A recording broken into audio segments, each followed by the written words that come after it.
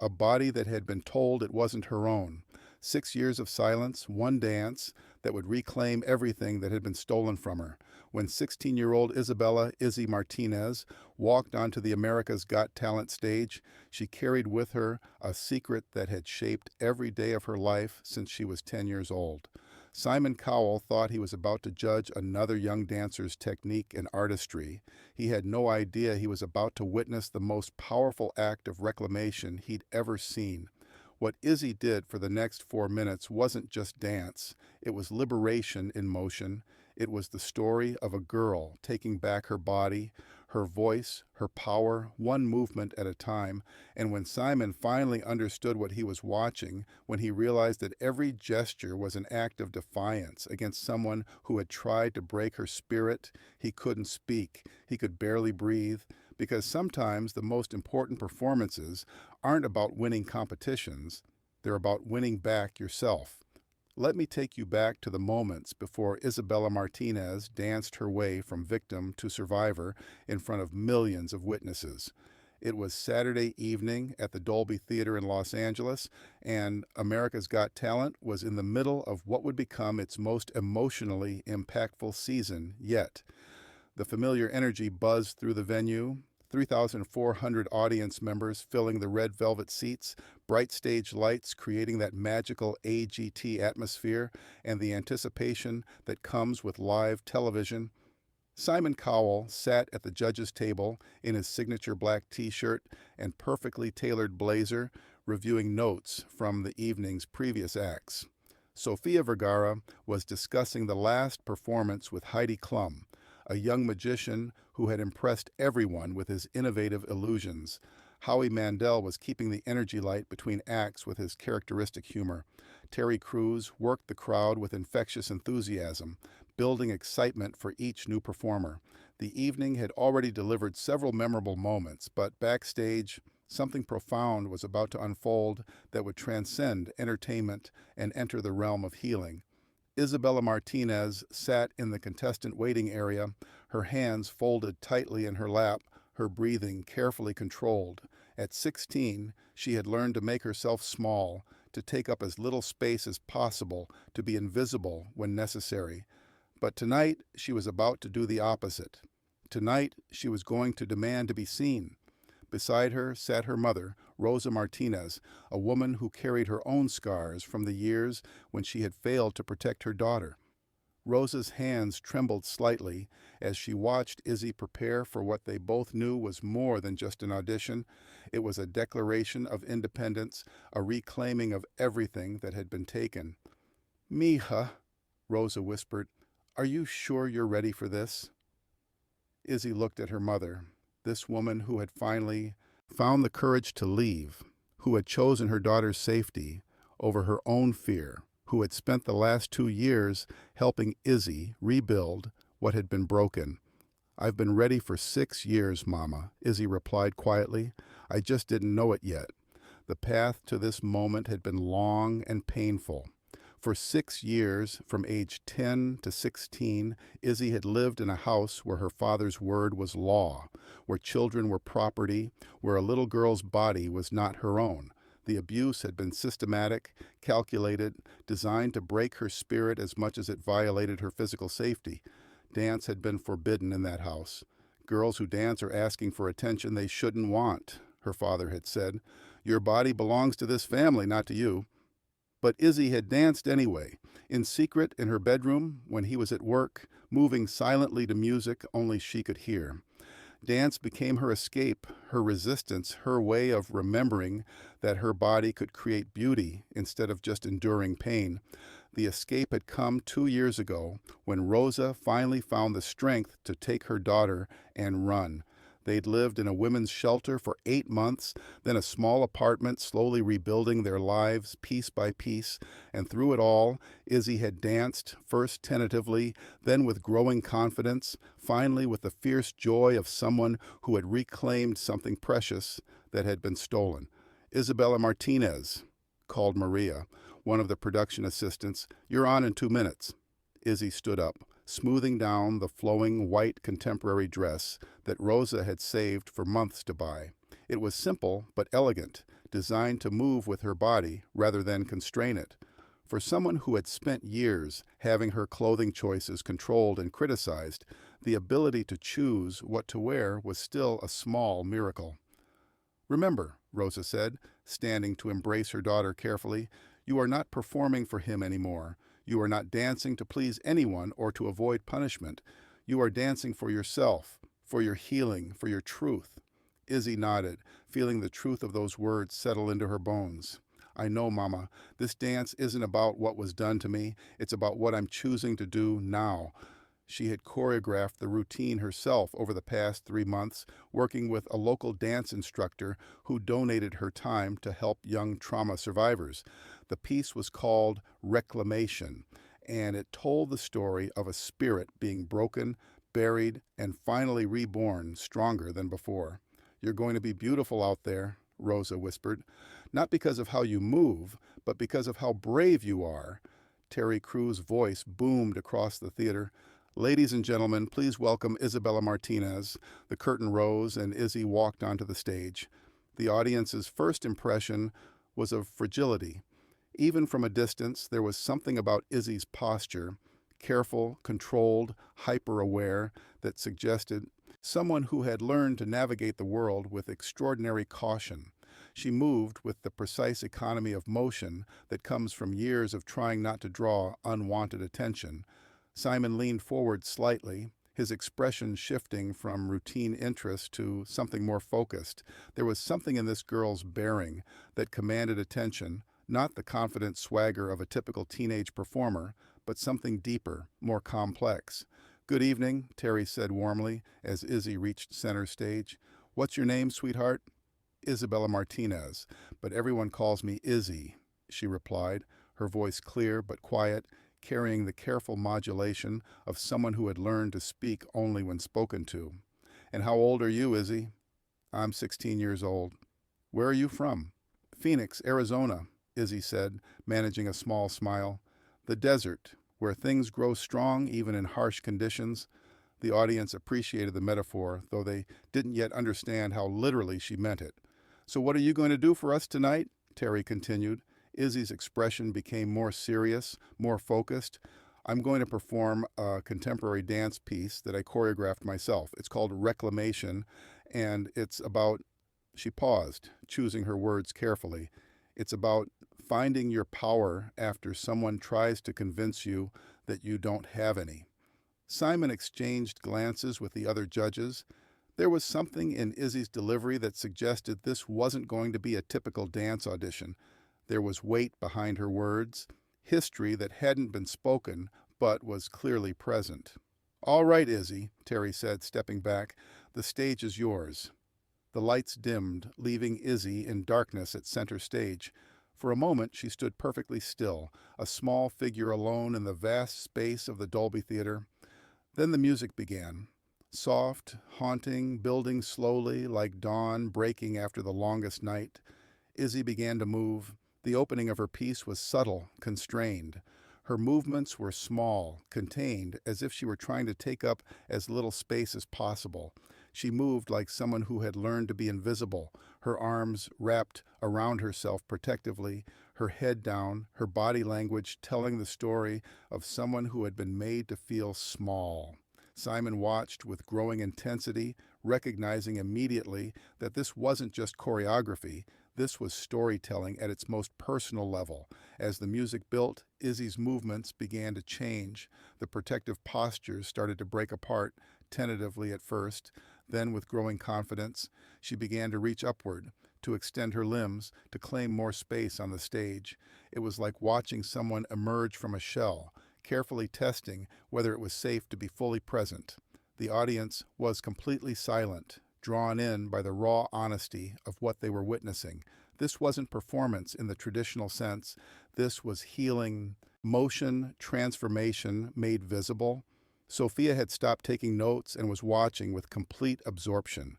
Heidi was leaning forward in her chair, clearly moved by the emotional content of the piece. Howie was unusually still, recognizing that he was witnessing something that transcended entertainment. But it was Simon's reaction that was most profound. As Izzy's dance continued, as her movements became more expansive and powerful, he began to understand that he wasn't just watching a talented young dancer.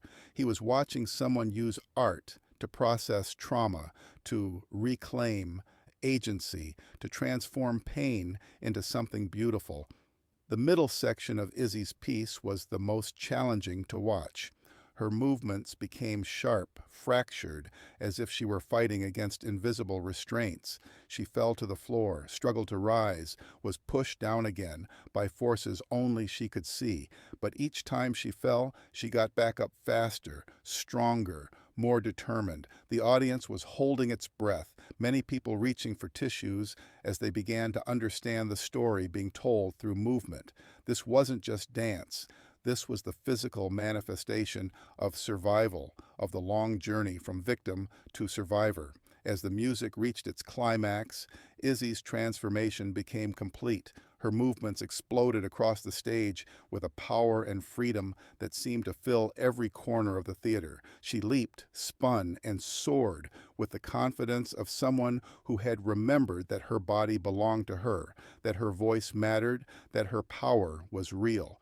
The final moments of the piece were triumphant, but not simple. Izzy didn't end in a pose of pure victory. Instead, she ended in a position of quiet strength, standing tall at center stage, her arms extended, not in celebration, but in openness, in willingness to be seen, to be vulnerable, to be fully present. The silence that followed was profound. For several seconds, the Dolby Theater was completely still, as if 3,400 people were collectively processing what they had just witnessed. Then the applause began, but it was different from typical AGT applause. This was recognition, reverence, the sound of people who understood they had just witnessed something sacred, but the most powerful reaction was happening at the judges' table. Simon Cowell sat completely motionless, his hands flat on the table, staring at Izzy with an expression that no one who knew him had ever seen before. It wasn't the calculated approval of a music industry executive or the professional assessment of a talent judge. It was raw emotion, unfiltered recognition of courage in its purest form. When he finally spoke, his voice was barely above a whisper, but his microphone picked up every word. "Izzy," he said, and had to pause to collect himself. "I need a moment." The theater fell silent again, everyone understanding that something unprecedented was happening. Simon stood up slowly from his chair, something he rarely did during critiques. He walked around the judges' table but didn't approach the stage. Instead, he stood at the base of the steps, looking up at Izzy with an expression of complete respect. "In 20 years of judging talent," he said, his voice stronger now, but thick with emotion, "I have never seen anything like what you just shared with us." Izzy listened intently, still standing center stage, no longer trying to make herself small. "What you just did wasn't just dance. What you just did was the most powerful statement about healing, about strength, about reclaiming your own story that I have ever witnessed." The audience began to murmur with agreement, sensing that Simon was articulating something profound. "I don't know what you've been through," Simon continued, "but I could see in every movement that you've survived something that would have broken many people, and instead of letting it destroy you, you've transformed it into something beautiful, something powerful, something that just changed everyone in this theater." Izzy's eyes filled with tears, but she didn't look away from Simon's gaze. "You reminded us tonight that art isn't just entertainment. Art is healing. Art is resistance. Art is the way we take our pain and transform it into something that can help others understand they're not alone." Simon climbed the steps to the stage, approaching Izzy with the careful respect one would show to someone who had just performed a sacred ritual. "Izzy," he said quietly, "can I tell you something?" She nodded, trusting in a way that suggested she had learned to recognize when someone was safe. "What you just did, choosing to be vulnerable, choosing to share your story through movement, choosing to transform your pain into power, that's the bravest thing I've ever seen on this stage." Simon looked out at the audience, then back at Izzy. "You didn't just dance for us tonight. You showed us what courage looks like. You showed us what healing looks like. You showed us that survival isn't just about getting through something. It's about using what you've learned to become stronger than you ever thought possible. The audience was completely silent, understanding that they were witnessing something that transcended television. Isabella Martinez, Simon announced, his voice carrying across the theater with absolute conviction. You don't need my approval. You don't need anyone's permission. You have already won something far more important than any competition. He turned toward the judge's table, but instead of returning to his seat, he walked to his golden buzzer. But what you do need, he continued, is a platform. You need a way to share this message with the world, because there are people out there who need to see what you just showed us. They need to know that it's possible to reclaim what was stolen from you. They need to know that your body, your voice, your power, they belong to you. Simon's hand hovered over the golden buzzer as he looked back at Izzy. Izzy Martinez, you came here tonight and proved that the most powerful performances come not from technical perfection, but from truth, your courage, your choice to turn survival into art. He slammed his hand down on the golden buzzer. Golden confetti exploded from the ceiling, but this time it felt different. This wasn't just celebration. This was coronation. It was the moment when a survivor became a warrior, when private healing became public inspiration. The audience erupted, but through all the noise and celebration, the cameras captured the moment that would be replayed millions of times. Izzy, standing center stage, surrounded by falling gold, no longer making herself small, no longer apologizing for taking up space, finally, fully, powerfully present. Terry Crews ran onto the stage and approached Izzy with tears in his own eyes. Ladies and gentlemen, Isabella Martinez, proving that the strongest people are forged in the hardest fires. But perhaps the most meaningful moment came as the immediate celebration calmed. Rosa, Izzy's mother, was brought onto the stage, and mother and daughter embraced, while Simon watched with an expression of deep satisfaction. You did it, Mija, Rosa whispered. You took it back. You took it all back. We did it, Mama, Izzy replied. We both survived. We both chose courage. Simon approached them both, and what he said next would be quoted in articles about healing, courage, and the power of art for years to come. Rosa, Izzy, he said, what you've both done, surviving, healing, finding the strength to share your story, you've just given hope to millions of people who needed to see that it's possible. 3 months later, Isabella Martinez won America's Got Talent, becoming the youngest contemporary dancer to ever take the title. Her victory performance was an original piece called Phoenix Rising, which became the most watched dance performance in the show's history. But the numbers and accolades weren't the real story. The real story was in the thousands of messages Izzy received from abuse survivors who said her performance gave them courage to seek help, to speak up, to believe in their own strength. It was in the dance therapy programs that began incorporating her techniques into their healing work. It was in the policy changes at schools and community centers that began recognizing dance as a legitimate form of trauma processing. Izzy's victory sparked a national conversation about childhood abuse, the importance of believing survivors, and the role that creative expression can play in healing. Her story became part of training programs for social workers, therapists, and educators. Simon Cowell, true to his word, became personally involved in Izzy's career, but more importantly, he used his platform to advocate for other young survivors. He established the Isabella Martinez Foundation, dedicated to providing arts therapy programs for children who had experienced trauma. Izzy's debut performance tour was unlike anything that had been done before.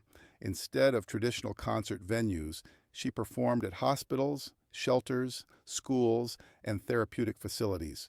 Her shows were part performance, part healing circle, part empowerment workshop. At each venue, Izzy would tell her story and then invite audience members to share their own experiences through movement.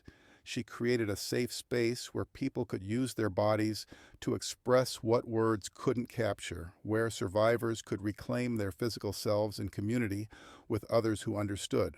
During her performance at a women's shelter in Phoenix, not far from where she had once lived in fear, Izzy looked out at an audience of women and children who were in various stages of their own healing journeys.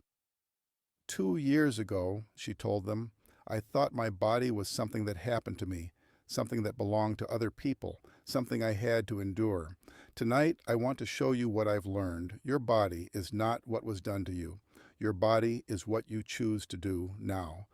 She began to move, and slowly, tentatively, some audience members began to move with her.